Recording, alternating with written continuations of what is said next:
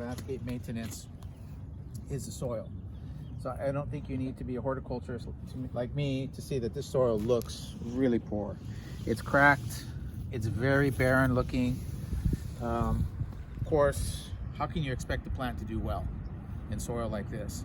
But this comes about because we're constantly blowing, and everyone hates the look of leaves under plants, and they're really adamant about the landscape companies blowing that out continually. We do not want to see leaves.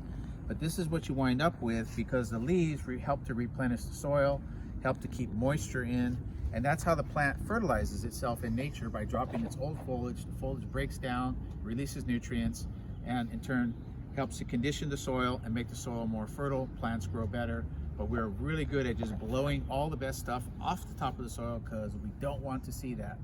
We want to see a sterile environment, and then this is what we wind up with, and then we wonder why our plants are not doing good like this.